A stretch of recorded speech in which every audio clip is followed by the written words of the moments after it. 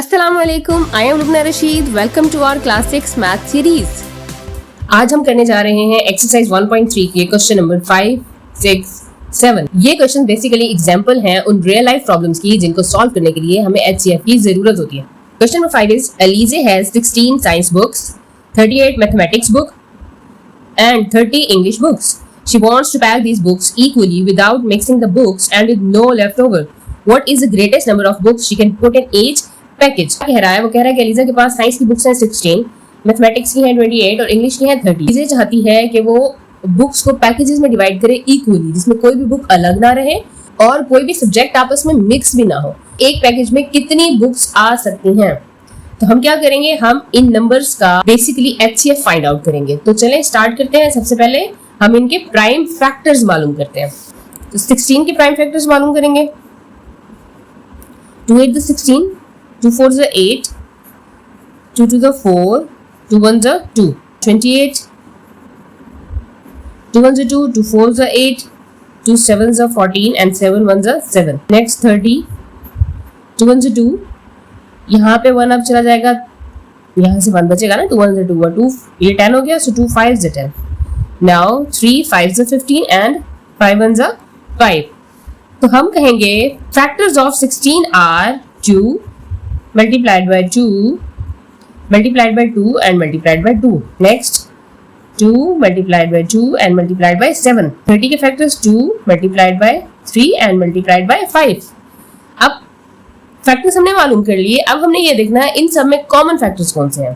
तो आप देखिए यहाँ पे 2 common है, तो 2 लिख लेंगे। Next इन दो में 2 है, यहाँ और कोई 2 नहीं है। यहाँ आगे 2 इसमें है बट इन दोनों में कोई 2 अब नहीं है, तो 2 एक ही 2 कॉमन है। 3 यहाँ है, इन दोनों में नहीं है। 7 यहाँ है, इन दोनों में नहीं है। 5 यहाँ है और इन दोनों में नहीं है। तो 2 के अलावा इसमें कोई और फैक्टर कॉमन नहीं है। सो हमारा HCF भी अब क्या होगा, कह सकते हैं ग्रेटेस्ट नंबर ऑफ HCF क्या है, हाईएस्ट कॉमन फैक्टर 2। मतलब अलीजे अब 2 बुक्स के पैकेजेस बनाएगी।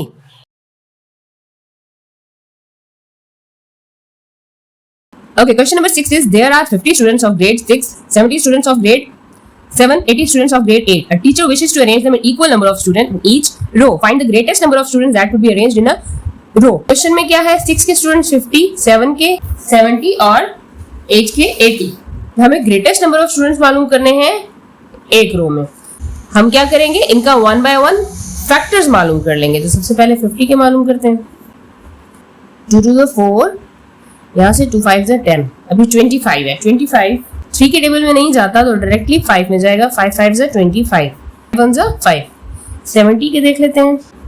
2 3 6, यहाँ से कैरी 2 5 10। अब ये 35 भी 3 के टेबल में नहीं जाता तो 5 से जाएगा। 5 7 35 एंड 7 1 7। 80 के फैक्टर्स देख लेंगे। 2 4 8 and 0, 2 2 4, 2 1 2 and 0. So next 2 5 10 and 5 1 5. Factors of 50 are 2 multiplied by 5 multiplied by 5. Factors of 70 are 2 multiplied by 5 multiplied by 7. Factors of 80 are 2 multiplied by 2 multiplied by 2 multiplied by 2, 4 times 2 and 1 5. अब हम देखेंगे इनके common factors. तो देखें 2 common है, 2 लिख लेंगे। 5 5 यहाँ है और फिर एक यहाँ 5 है, तो 5 भी कॉमन है।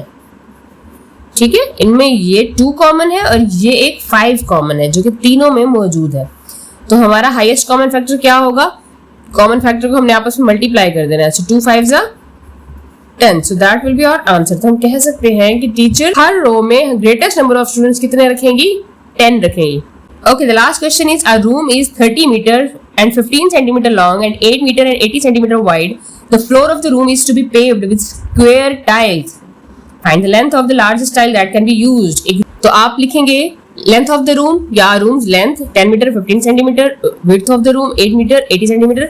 हमें क्या मालूम करना है, लार्जेस्ट स्क्वायर टाइल मालूम करनी है। तो इसके लिए भी हम HCF मालूम करेंगे, लेकिन ये मीटर और सेंटीमीटर दोनों यूनिट्स में है, तो हमें इनको सेंटीमीटर्स में कन्वर्ट कर लेना है। सबसे पहले हम क्या करेंगे, इन्हें कन्वर्ट करेंगे सेंटीमीटर में। कैसे करेंगे, देखिए हमारे पास ये वैल्यू है 10 मीटर इंटू 15 सेंटीमीटर। मीटर्स में 100, 1 metre is equals to 100 centimetres. तो हमने 10 को मल्टीप्लाइड बाय 100 कर लेना है, ठीक है, और साथ ही 15। तो है हमारे पास। अब ये पूरी की पूरी वैल्यू किसमें कन्वर्ट हो गई, सेंटीमीटर्स में। 10 को 100 से मल्टीप्लाई करेंगे तो 1000 आएगा प्लस 15। अब इनको प्लस करेंगे तो ये आ जाएगा 1015 सेंटीमीटर। तो अब लेंथ हमारे पास ये आ गई। अगर हम विड्थ की बात करें तो ये है 8 मीटर इंटू 80 सेंटीमीटर। तो हम क्या करेंगे, 8 मल्टीप्लाइड बाय 100 प्लस 80, तो सेंटीमीटर में कन्वर्ट हो गया।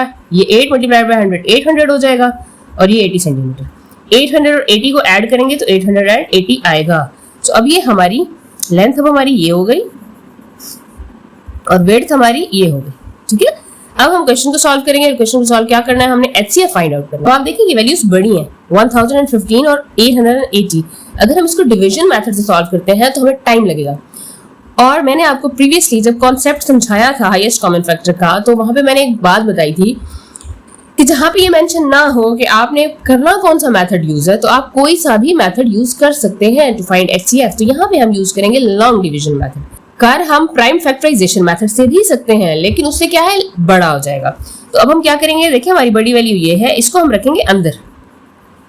880 क्या है हमारा छोटा, इसको हम रखेंगे बाहर। 881 जा 880, 2 से करेंगे तो ये 1600 से ऊपर वैल्यू जाएगी। 2 8 का 16 होता है ना, और ये भी क्या है 1000 है। तो 5 में से 0 जाएगा तो 5, यहाँ पे देखिए 1 है, तो यहाँ से कैरी लेंगे 11 में से 8 जाएगा, 11 में से 8 जाएगा तो 3। अब यहाँ पे बचा 9 में से 8 जाएगा तो 135। अब हमने क्या करना है, लास्ट रिमाइंडर है तो ये जो हमारा डिवाइजर था ये मैं अंदर लेके आना है। 135 को 6 से चेक कर लेंगे, क्योंकि 6 1 6 है ना, तो ये 8 है, उसके नियर आ जाएगा। 7 से करेंगे तो आप देखिए 7 3 21, 7 8 तो ऑलमोस्ट वैल्यू 900 के इक्विवेलेंट चली जाएगी। 6 से चेक करेंगे, 6 5 30, 6 3 18 19 20 21, 6 1 6 7 8, तो ये आ गया 810।